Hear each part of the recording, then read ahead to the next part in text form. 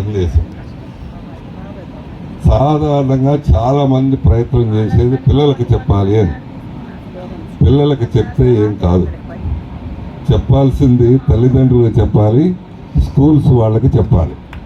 అది పిల్లలకి చెప్తే ఏం కాదు. ప్రతి పిల్లవాడు ముందు ఆత్మస్థైర్యంతోనే మంచిగానే ఎదగాలని, గొప్పగా ఉండాలని, చాలా సాధించాలని అనుకుంటాడు. కానీ ఇదంతా జరిగేది పాపం అంటే తల్లిదండ్రులు కూడా నేను తప్పు పట్టలేను. వాళ్ళ పరిస్థితి, వాళ్ళ తెలియనితనం అది జరుగుతుంది. ఇంతకుముందు మార్పు వచ్చింది, అప్పటికి ఇప్పటికి ఏం మార్పు? అప్పుడు మనుషులు ఏదో చాలా మన డబ్బులు ఉన్నాయి, ఆస్తులు ఉన్నాయి, అది ఉన్నాయి, ఇది ఉన్నాయి, గొప్పగా పెంచుదాం అనేది తాపత్రయం. కానీ వాళ్ళంతటా వాళ్ళు పెరగనివ్వాలి, వాళ్ళంతటా వాళ్ళు నడవనివ్వాలి, వాళ్ళంతటా వాళ్ళు తిరనివ్వాలి, వాళ్ళంతటా వాళ్ళు ఆట ఆడాలి, వాళ్ళంతటా వాళ్ళు చేసుకొనిస్తే అప్పుడు పిల్లలు వాళ్ళకి దృఢంగా పెరగటానికి వీలవుతుంది, బాగా పెరగటానికి వీలవుతుంది. అన్నిటికంటే భయంకరమైన పరిస్థితి ఏంటంటే ఇప్పుడు సమాజంలో వాడిని అసలు పడనీయట్లేదు. పడాలి కదా, లేవాలి అంటే ఎట్లా లేవాలంటే అంటే వాడు ఎప్పుడు ఫెయిల్ అవ్వనీయట్లేదు. ఫెయిల్ అవ్వాలి కదా, ఏదో నేర్చుకోవాలి అంటే మనం ఎప్పుడు మన పిల్లాడు ఫెయిల్ అవ్వటం మనం సహించలేం, మన పిల్లాడు పడిపోవటం సహించలేం. పడిపోతే కదా మళ్ళీ అది అట్లా కాకుండా ఎట్లా నడవాలి, మంచిగా ఎట్లా నడవాలి, ఫెయిల్ అయితే కదా ఎట్లా విజయం వైపు సాధించాలి అని. అందుకని ఫస్ట్ టైం ఇండియాలో నేను ఏం చేశాను అంటే, ఇండియాలోనే ఫస్ట్ టైం మా యూనివర్సిటీ మా సిలబస్ ఏంటి రాసుకోవచ్చు, ఫిజికల్ ఎడ్యుకేషన్కి మార్కులు పెట్టారు. ఎప్పుడు ఏ స్కూల్లోనో ఎక్కడ ఏ యూనివర్సిటీలో వినుండదు.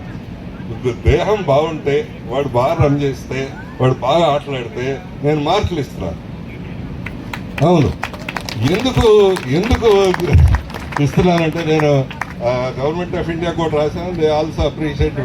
ఎందుకు ఇది జరుగుతుంది అంటే ఎక్కడ ఫెయిల్యూర్ ఉంటుంది, ఆటల్లో ఫెయిల్యూర్ ఉంటుంది. టెండూల్కర్ అన్నా 4 గేమ్లు అయిన తర్వాత 5వ గేమ్ ఓడిపోవాల్సిందే, ధోని అన్నా ఓడిపోవాల్సిందే, లేకపోతే కోహ్లీ అన్నా ఓడిపోవాల్సిందే, ఎవడైనా సరే ఆటల్లో ఓడిపోవాల్సిందే.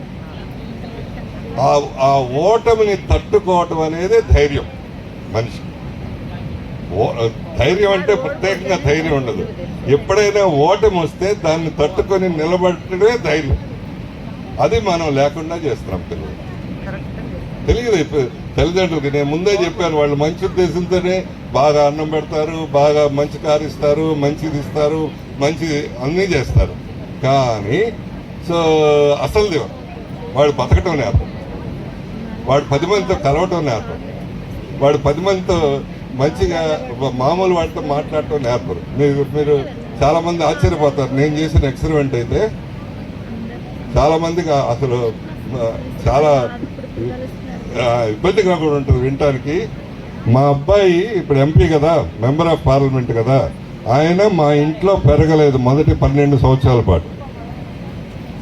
మా అబ్బాయి ఎక్కడ పెరిగాడు అంటే వాళ్ళ టీచర్ వాళ్ళ ఇంట్లో పెరిగాడు. 12,000 రూపాయల జీతం ఉండే టీచర్ వాళ్ళ ఇంట్లో పెరిగాడు. అంటే అందరూ మా ఫ్రెండ్స్, నీకేమైనా పిచ్చి పెట్టిందా, ఏమైంది నీకు ఇంత ఇల్లుండి, ఇన్ని కార్లుండి, ఇంత ఆస్తుండి, టీచర్ వాళ్ళ ఇంట్లో 10,000, వాళ్ళతో పాటు కింద పడుకోవాల్సిందే, వాళ్ళతో పాటు తన్నీళ్ళు స్నానం చేయాల్సిందే, వాళ్ళతో పాటు తినాల్సిందే ఒక్క కూర. అందరూ పిచ్చిగా మాట్లాడేవారు. కానీ నేను వాళ్ళందరికీ చెప్పాను, చూడండి మీ పిల్లలు ఏమవుతారో మా అబ్బాయి ఏమవుతాడో. అప్పుడే 20 ఏళ్ల కిందట. ఎందుకు అని అంటే there is a science. So ఎవడైనా వ్యాపారాలైనా, రాజకీయాలైనా, ఇంకో దాంట్లో అయినా సక్సెస్ అవ్వాలంటే మధ్య తరగతి వాడి మనసు తెలుసుకునేటట్టు ఉండాలి. ఒక టీచర్ వాళ్ళ ఇంట్లో ఒక పేపర్ వస్తుంటే 2వ పేపర్ కొనడానికి వాళ్ళు ఎన్ని రోజులు ఆలోచిస్తారు, ఎన్ని రోజులు మాట్లాడుకుంటారు, 2వ పేపర్ మనకు అవసరమా, ఇంత ఖర్చు అవసరమా. That is what everybody should know. ఒక్క కూర అంటే 2వ కూర పండగ రోజు వండుకుంటే అది పండగ అవ్వాలి. మీరు ఎవరు నమ్మరు కదా, దిస్ ఇస్ ట్రూత్. మొదటి 12-13 ఏళ్ళు ఆ ఫార్మేటివ్ పీరియడ్ అంతా మా ఇంట్లో లేడు మా అబ్బాయి. అందుకనే ఇప్పుడు ఆ రిఫ్లెక్షన్ మీకు మామూలుగా అమ్మాయి చదువుతుంది, ఇప్పుడే బాగా మాట్లాడతాడు సార్ అని. బాగా మాట్లాడటం నేను ఎప్పుడో చిన్నప్పుడు నేర్పాను.